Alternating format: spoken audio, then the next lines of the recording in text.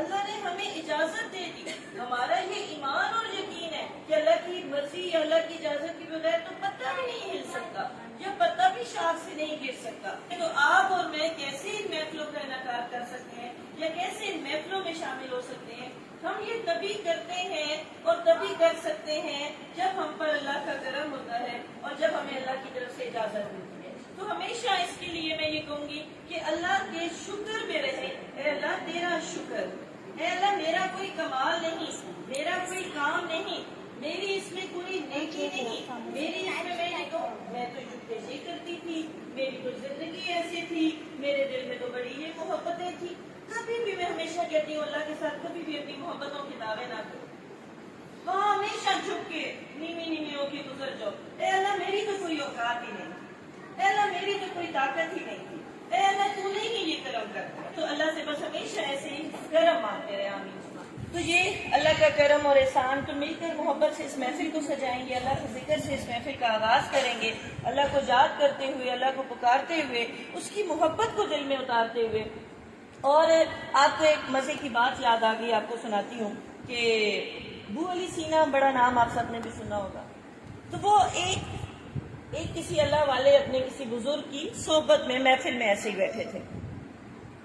اب جو ان کے استاد مرشد رہنما تھے وہ یہ بتا رہے تھے کہ نا جب ہم اللہ کا ذکر کرتے ہیں، یعنی اللہ اللہ بھی کرتے ہیں، تو ہمارے دل کی حالت بدلنے لگ جاتی ہے، ہم پر کرم ہونے لگ جاتا ہے اور ہمارے پر اس کی جیسے کہ ایک تاثیر اترتی ہے.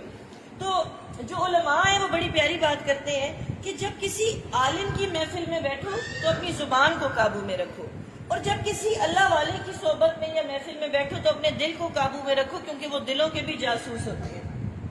اب ان کو ہوا کہ ان کے اندر تو کوئی سوال چل رہے ہیں. انہوں نے کہا کہ ان کے اندر جو دو دلیلیں آئی کہ میں فلاں چیز کا نام لوں تو پھر کیا میرے پر اس چیز کا اثر ہو جائے گا، میں فلاں چیز کا نام لوں تو کیا میرے پر اس چیز کا اثر ہو جائے گا. اب وہ جو ان کے استاد مرشد تھے انہوں نے اس کو کہا او گدھے تو کیا سوچ رہے.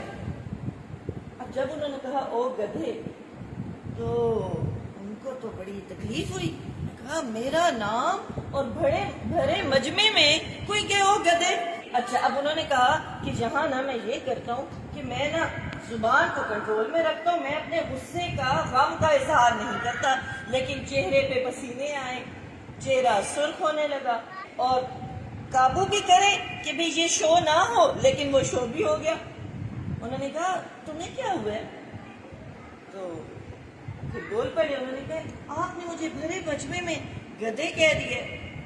تو انہوں نے کہا کہ میں نے تمہیں بھرے مجمع میں جب گدھا کہا تو اس کہنے کا اثر تمہیں اپنے پر محسوس ہو رہا ہے نا، دل کی حالت بدلی ہے، چہرے پہ پسینے آ گئے، چہرے کا رنگ متغیر ہو گیا، بدل گیا. تو میں یہی تو تمہیں سمجھانا چاہ رہا ہوں کہ ایک انسان کو جب کسی نام کو شدت سے کہہ دیا جائے اس پر اس کا اثر آ جاتا ہے، تو پھر کیا رب کو جب ہم رب رب کر کے پکار رہے ہوتے ہیں تو کیا وہ ہمارے دلوں پر اثر نہیں کرے گا؟ وہ ہمارے دلوں پر ایسے ہی تاثیر چھوڑ جاتا ہے. انہوں نے تو ظاہر ہے ان کو سمجھانے کے لیے دنیا کی مثال میں جا کر بتایا. جب ہم اللہ اللہ کرتے ہیں، ہماری زبان بھی جب صرف کر رہی ہو، ہم جب صرف یہ زبان سے سن بھی رہے ہوتے ہیں تو اس کی تاثیر ہمارے دلوں کی حالت بدلنے لگ جاتی ہے. اس وجہ سے اللہ کا ذکر کرتے رہا کرو، اور ایسے ذکر کرو کہ کوئی دیکھنے والا تمہیں کہے مجنوں ہے، دیوانہ ہے، اس سے تو اور کچھ سوچتا نہیں ہے، اس سے تو اور کچھ اچھا نہیں لگتا، یہ تو ہر وقت اللہ اللہ کرتا پھرتا ہے. ایسے ذکر سے، محبت سے، پیار سے اپنے رب کو یاد کرنا.